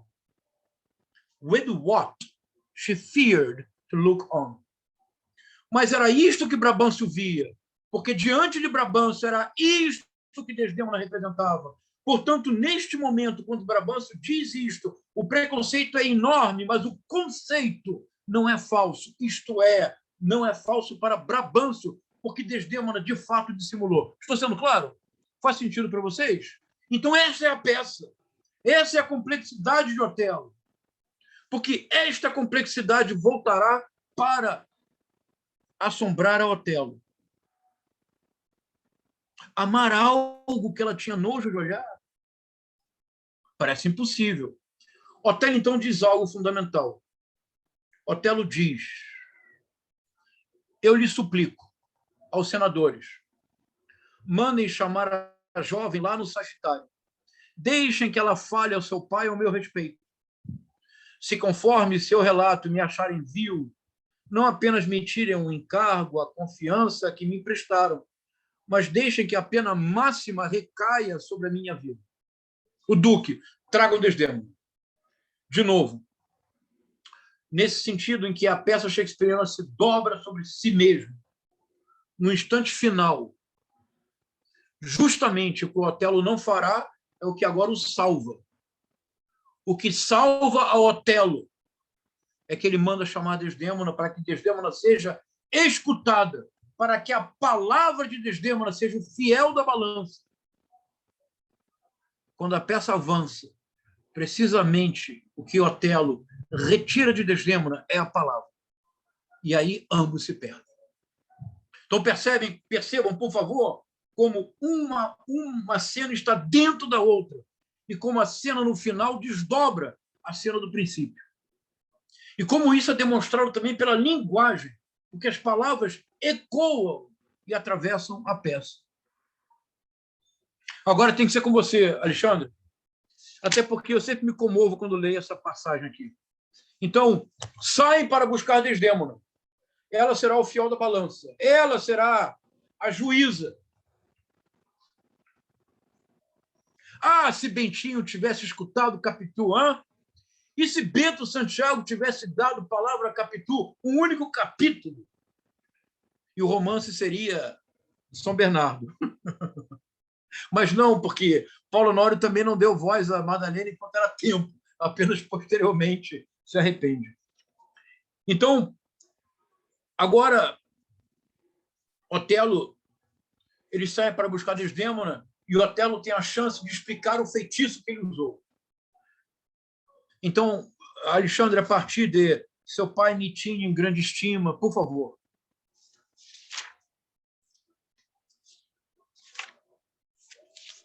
Pode ir? Pode, por favor. Meu pai me tinha em grande estima. Me convidava com frequência, sempre querendo saber sobre minha vida, o que havia vivido ano a ano, os cercos, as batalhas, os reveses. Eu tudo narrei desde os tempos de menino até o instante que ele pediu que eu lhe contasse. E nisso eu farei das mais funestas venturas, de eventos oscilantes no campo e no mar, de fugas por um fio, por brechas despencando, de como me prendeu o insolente inimigo e vendeu-me como escravo, de meu resgate da minha faina na jornada atribulada e de cavernas vastas e desertos vagos, de agras penhas, pedras, cumes que arranham os céus, disso tudo falei. Eis a história. Falei dos canibais, os antropófagos que comem uns aos outros, de homens cujas cabeças crescem por debaixo dos ombros. Para ouvir essas coisas, Desdémona se inclinava compenetrada, mas o fazer de casa a chamava outra vez. Mesmo assim, tão logo ficasse livre, vinha rápido, de volta, e com ouvidos sedentos bebia minha fala, e eu, notando aquilo, busquei o instante certo e o modo apropriado de levá-la a pedir com um coração sincero que eu a relatasse a ela a minha peregrinagem, da qual ela já ouvira uma coisa ou outra, mas não atentamente. Eu consenti com isso. E várias vezes eu conjurei as suas lágrimas. Ao falar de algum golpe duro que sofri quando era jovem, ao terminar o meu relato, ela brindou com 1000 suspiros meus tormentos, jurou que era estranho, muito, e que sentia pena, muita pena. Não queria mais ter ouvido aquilo, mas só que os céus lhe tivessem feito um homem assim. Ela me agradeceu. Disse que se eu tivesse um amigo que a amasse, bastaria ensiná-la a contar minha história, que isso a cativaria. Peguei, a deixei e disse que ela me amou pelos perigos que passei e eu amei pela sua pena das minhas penas. E foi esse o único feitiço que usei. Ou seja, o feitiço que o Otelo usou tem nome. Alguns chamam de literatura. É lindo, não é? É absolutamente excepcional. Isso me comove muito. E aqui é a deixa, olha. Olha, peguei a deixa e disse. Ou seja, o que é Desdémona? Na verdade, existe uma expressão em inglês deliciosa chamada pick-up line. É numa paquera aquela frase que conquista. E essa talvez seja a pick-up line mais sugestiva da história da literatura. Veja, mas assim, ó, ela me agradeceu. Disse que se eu tivesse um amigo que a amasse, bastaria ensiná-la a contar a minha história, que isso a cativaria. É muito bom, não é? Ou seja, na verdade, a Desdémona é uma mulher incrível, porque ela se apaixona por Otelo, ela dissimula diante do pai, diante do pai, ela mostra ter medo, to fear, to look... Peraí, a expressão correta... to fall in love with what she feared to look on. Então, ela fingia para o pai se assustar com aquela figura imponente diante dela. Quando tinha algum momento livre, ela voltava e pedia para o Otelo contar tudo de novo, na ausência do pai, que já é um gesto extraordinário. O Otelo fala, conta. O Otelo não é um cortesão, o Otelo não é um homem de flerte, de paquera e de conquista, no sentido do cortesão. O Otelo não é Miguel Cássio. O Otelo é um general. Mas Desdémona, então, toma a iniciativa. Ela me agradeceu, disse que se eu tivesse um amigo que a amasse, bastaria ensiná-la a contar minha história, que isso a cativaria. Pronto. Ele finalmente entendeu. É Desdémona quem toma a iniciativa. Quando Miguel Cássio dirá no segundo ato, The Captain's Captain, para se referir a Desdémona, aqui já começa Desdémona, já está no comando, é ela que deixa a dica, é ela que dá a deixa para Otelo. E qual foi o feitiço? Que ela me amou pelos perigos que passei, e eu a amei pela sua pena, das minhas penas, e foi esse o único feitiço que usei. O feitiço que Otelo usou tem nome, é narrativa, é literatura. É lindo, não é? Absolutamente excepcional. E então aqui está ela, que ela dê seu testemunho. E o Duque diz aquilo que toda a plateia no The Globe sentiu. Porque, claro, isso é tão bonito, é tão arrebatador, não é? Então o Duque diz, uau, uma história assim ganharia até minha filha. É muito bom, né? Na verdade. Mas. Fabrício, vai lá. Tudo bem? Claro. Eu fiquei pensando assim, esse acento reiterado do It, que o senhor fez sempre essa questão de pontuar, me faz lembrar essa coisificação de Otelo também, né? Fabrício, eu não estou escutando você muito bem. Você pode repetir, por favor? Eu fico pensando numa espécie de coisificação para a figura de Otelo, quando há assim, essa ideia do It, né, sendo repetida constantemente, e como ele não era um homem assim, era um homem da guerra, né, e talvez nem tanto dos afetos e dos modos delicados, utilizar a literatura como essa grande arma para poder, digamos assim, seduzir a Desdémona, é uma estratégia de romper um pouco, talvez, com essa... É maravilhoso isso, né? Porque eu fico pensando nessa coisa de como se rompe essa coisificação do Otelo, que está aí subreptícia, né? Passando pela narrativa. Achei que quando o senhor falava muito dessa coisa do It, eu fiquei pensando, nossa, a coisificação, e como o Brabantio, mesmo com razão, coisifica, reduz ele a um objeto, né? Então, excelente, Fabrício, é isso mesmo. A minha intuição é que o Shakespeare faz isso, quer dizer, nas palavras de Iago, Rodrigo e Brabantio, a coisificação é total. Ele é um bode preto, ele é thick lips, ou seja, metonímia. Ele é beiçudo, ele tem lábios grossos, ele é negro. Ele é um bode preto, velho, ele é feiticeiro, ele é lascivo. Mas se o Shakespeare mostra isso nas palavras de Iago Rodrigo Brabantio, na atitude do Otelo, o Otelo é um príncipe. E daqui a pouco o Otelo dirá isso. Ele dirá que que a origem dele é de uma família de nobres e de príncipes. O próprio Otelo diz isso de si. E o Otelo só realmente cai quando ele internaliza a coisificação. É somente neste momento que o Otelo, de fato, é dominado pelo Iago, como nós veremos. Mas me parece, Rodrigo, Fabrício, que isso ocorre... Rodrigo é o personagem. Fabrício, o Shakespeare faz as duas coisas. Isso é bem típico do teatro shakespeariano. Ele coloca no palco, em cena, todos cuja ação ou cuja